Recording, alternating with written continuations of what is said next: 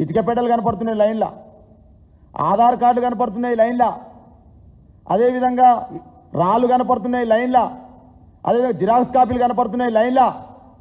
మరి cinema theatre టికెట్లు దొరుకుతున్నాయి కానీ నీ లైన్లు ఇంకా చెప్పులు కూడా కనపడతా ఉన్నాయి. సినిమా థియేటర్లో రేవంత్ రెడ్డి గారు టికెట్లు దొరుకుతున్నాయో కానీ రాళ్ళు, చెప్పులు, అదేవిధంగా ఆధార్ కార్డు జిరాక్సులు, ఇటుక పెట్టెలు, చెప్పులు వేసినటువంటి లైన్లో మాత్రం ఈ తెలంగాణ రాష్ట్రంలో ఊరియా బస్తా దొరకలేదు రేవంత్ రెడ్డి గారు అని స్పష్టంగా ఇలా మీడియా ద్వారా చెప్తా ఉన్నా. రైతులకు ఏం పని లేక ధర్నా చేస్తున్నట్టు మాట్లాడుతున్నారు రేవంత్ రెడ్డి. ఇంకో మాట మాట్లాడుతున్నాడు, ఇలా రైతు బిడ్డలుగా మా మనసు కలత చెంది మాట్లాడుతున్నాం. ఇక్కడ ఇంకేం మాట్లాడుతుండినా ఎస్ఎల్బీసీలో టీబీఎంలు ఇరుక్కపోయి వాళ్ళకి 6 నెలలు 8 మంది అందులోకి పనిచేస్తూ పోతే 2 శవాలు తీసిండు, 6 శవాలు ఇంకా తీయలే బయటికి. కానీ 2027లో డిసెంబర్ 9 సోనియా గాంధీ జన్మదినం రోజు మాత్రం అంకితం చేస్తానని చెప్పేసి మాట్లాడుతున్న జాతికి ఈయనకి ఎప్పుడైనా ఏం గుర్తొస్తాయంటే ఎలక్షన్లు గుర్తొస్తాయి. అప్పుడు మా హరీష్ రావు గారు, అప్పుడు మా కేటీఆర్ గారు అడిగిర్రు రుణమాఫీ చేస్తాంటివి, ఎప్పుడు చేస్తామంటే ఆగస్టు 15th చేస్తా అని చెప్పిండు. రైతు భరోసా ఇస్తాంటివి ఎప్పుడు ఇస్తామనంటే ఆగస్టు 15 తర్వాత ఇస్తాడు. ఎందుకు ఇస్తాడు? ఎంపీ ఎలక్షన్స్ ఉన్నాయి కాబట్టి. ఇప్పుడు డిసెంబర్ జపం చేస్తున్నాడు, డిసెంబర్ 9కి. ఎందుకు చేస్తున్నాడు? స్థానిక సంస్థల ఎలక్షన్ల కోసం చేస్తా ఉన్నాడు ఈయన. ఇవాళ రైతుల యొక్క 2 కాళ్ళు 2 చేతులు ఆడితే ఈ మనిషి నోటికాడికి 5,000లో ఒక ముద్ద పోతుంది. దేశానికి అన్నం పెట్టే రైతును ఊరియా దొరకాలని చెప్పేసి రామచంద్రుడు అనే పరిస్థితి తీసుకొచ్చాడు రేవంత్ రెడ్డి గారు. గణపతి మొప్ప మోరియా అనే బదులు గణపతి మొప్ప ఒక ఊరియా బస్తా ఇవ్వయా అనేటువంటి స్థితికి తెలంగాణ తీసుకొచ్చినాడు. రుణమాఫీ కాకపోయే రైతు భరోసా సగమే ఇస్తేవి, విత్తనాలు నకిలే ఇస్తేవి, ఊరియా బస్తా ఇవ్వమంటే ఇవాళ లైన్లలో నిలబెడుతుంటివి. ఇక మాట్లాడుతున్నాడు రోడ్లపై కూడా బీఆర్ఎస్ వాళ్ళు తీసుకొస్తున్నారట. ఊరియా కొరత లేదట.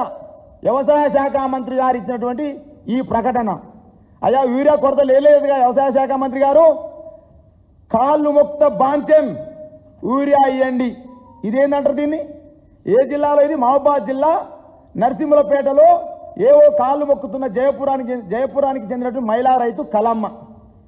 యూరియా కొరత లేదని రేవంత్ రెడ్డి గారు మాట్లాడతారు, వ్యవసాయ శాఖ మంత్రి మాట్లాడతాడు. ఎరువులు అడిగిన రైతుకు ఎస్ఐ చెంపదెబ్బ. ఎరువులు అడిగిన రైతుకు ఎస్ఐ చెంపదెబ్బ. ఏ జిల్లాలో ఇది? నారాయణపేట జిల్లా మురికల్ మండలం. ఈ సత్యనారాయణ రెడ్డిని ఎస్ఐ అనే రాము చెంపదెబ్బ కొట్టిండు. ఇక చూడు ఇది పరిస్థితి. ఒక సెంటర్లో పోలీసు వాళ్ళని పెట్టి యూరియాని సరఫరా చేస్తున్నారు. పోలీసు వాళ్ళని పెట్టి యూరియా సరఫరా చేస్తున్నారు. అదేవిధంగా ఇంకనైతే చెప్పులు లైన్లలో చెప్పులు లైన్లో ఉన్నాయి. పరిస్థితి ఏమి ఈ విధంగా ఉంది. రేవంత్ రెడ్డి సినిమా తీసినట్టు మాట్లాడుతూ ఉన్నాడు. సినిమా టికెట్ల దగ్గర కూడా మస్తు లైన్లు ఉంటాయా? అందరికీ సినిమా టికెట్ దొరుకుతాయి అంటుండు. అయా రేవంత్ రెడ్డి గారు, బీఆర్ఎస్ పార్టీ పక్షాన్ని అడుగుతున్నాం. సినిమా థియేటర్లో టికెట్లు దొరుకుతున్నాయి కానీ రైతులకు యూరియా బస్తా దొరుకుతలేదు. దానికి సజీవ సాక్ష్యం నిన్న నేను నల్లగొండ జిల్లాలో తిప్పర్తి మండలంలో నేను వెళ్ళి రైతుల దగ్గర అడిగితే, చిన్న సన్నకారు రైతులం సార్, మేము ఒక్క బస్తా ఇవ్వని అడుగుతా ఉన్నాము. ఇలా చూడండి ఇంత పెద్ద లైన్లు నేను చెప్పేసి వాళ్ళే మాట్లాడుతుర్రు.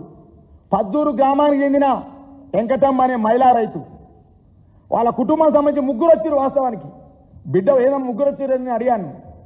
వెంకటమ్మ వచ్చింది, వెంకటమ్మ భర్త వచ్చిండు, చదువుకునే పాప కూడా వచ్చింది. ఎందుకు వచ్చిర్రు రమ్మంటే ఏం చేయంటావు సార్, యూరియా లేదని చెప్పేసి మాట్లాడుతుండ్రు. శంకరయ్య అనే రైతు గడ్డి కొండారం నుంచి వచ్చిండు.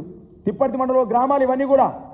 ఇవాళ జిల్లా మంత్రి కోమరెడ్డి వెంకరెడ్డి గారు నోట్ చేసుకోవాలి. ప్రెస్ మీట్ చూస్తే పెద్ద పెద్ద ప్రకటనలు కాదు, రైతాంగానికి ఒక యూరియా బస్తా ఇవ్వమని అడుగుతా ఉన్నారు. నేను వాళ్ళు వజ్రాలు అడుగుతలే, ఓడిరాలు అడుగుతలే, మీరు ఇస్తున్న తులం బంగారం అడుగుతలే.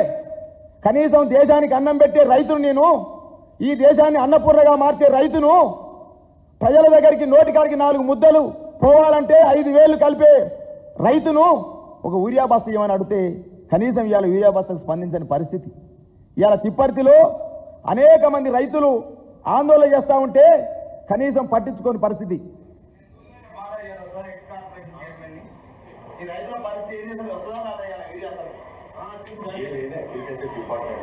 ఈ విధంగా ఏవో ఆఫీస్కి వెళ్ళిపోతే యూరియా బస్తా రాని పరిస్థితి. రైతులే స్వచ్ఛందంగా ఇయ్యాలా ధర్నాలు చేస్తూ ఉంటే, రైతులే స్వచ్ఛందంగా మాకు యూరియా బస్తా కావాలని అడుగుతుంటట బీఆర్ఎస్ పార్టీ రాజకీయం చేస్తుందని చెప్పేసి మాట్లాడతారు. ఇవాళ ఇది ఎక్కడ అన్యాయం, ఇది ఎక్కడి దౌర్భాగ్యం ఇది? గతంలో కేసీఆర్ గారు ఎట్లా ఇచ్చిండు, నువ్వు ఎట్లా ఇవ్వలేకపోతున్నావు? గతంలో కేసీఆర్ గారు ముందు చూపుతోటి వ్యవసాయ శాఖ మంత్రిని, అదేవిధంగా మంత్రులను, కేంద్ర మంత్రిత్వ శాఖతోటి మొత్తం కూడా సమీక్ష చేసి సమన్వయం చేసి యూరియా బస్తాలు రప్పించి రైతాంగానికి ఆపద లేకుండా 10 సంవత్సరాల కాలం యూరియా బస్తా అందిస్తే, ఇవాళ మీరు ఇచ్చిన 20 నెలల్లోనే ఆగమాగం అడివి విత్తనాలు దొరకపాయే, ఎరువు బస్తాలు దొరకపాయే. ఇదేందని అడిగితే లాఠీ ఛార్జీలు, ఇదేందని అడిగితే రైతులను దొంగలుగా చిత్రించే ప్రయత్నాలు, ఇదేందని అడిగితే ఈ రైతులు కాదు వీళ్ళు బీఆర్ఎస్ పార్టీ నాయకులు అని చెప్పే పరిస్థితికి వచ్చినారు. రేవంత్ రెడ్డి గారు ఒక్కసారి మనసుతో చూడండి, మనసుతో ఆలకించండి, రైతాంగం బాధలు వినండి. రైతును రాజుగా కేసీఆర్ చేస్తే ఇలా రైతును యూరియా బస్తా కోసం అడుక్కునే పరిస్థితికి ఇలా రేవంత్ రెడ్డి తీసుకొచ్చిండు. అంటున్నారు ఒక ఆయన నిన్న ఎల్లారెడ్డి కాన్స్టిట్యున్సీలో శేఖర్ అనే ఒక వ్యక్తి నాకు తప్పైందని చెప్పేసి ఈ రేవంత్ రెడ్డికి ఓటేసి నేను తప్పు చేశానని చెప్పేసి చెప్పుతో కొట్టుకున్న పరిస్థితి. శేఖర్ ఆ పిల్లని పేరు ఎల్లారెడ్డి కాన్స్టిట్యున్సీలోనే. ఇది ఇవాళ రేవంత్ రెడ్డి గారి పాలనలో ఇవాళ జరుగుతున్నటువంటి స్థితి. ఇవాళ ఇటువంటి పరిస్థితి తీసుకొచ్చినటువంటి రేవంత్ రెడ్డి గారిని బీఆర్ఎస్ పార్టీ అడగొద్దా? ప్రతిపక్ష పార్టీగా మేము అడగొద్దా? ఇది అన్యాయం కాదా? రైతాంగానికి అన్యాయం చేయడం తప్పు కాదా? కాబట్టి 100కు 100% ఇవాళ రైతాంగం పక్షాన ఇవాళ మేము అడుగుతా ఉన్నాం. బీఆర్ఎస్ పార్టీ పక్షాన రైతులకు సకాలంలో ఎరువులు సరఫరా చేయాలని చెప్పేసి మేము డిమాండ్ చేస్తున్నామని తెలియజేస్తా ఉన్నాం. Thank you.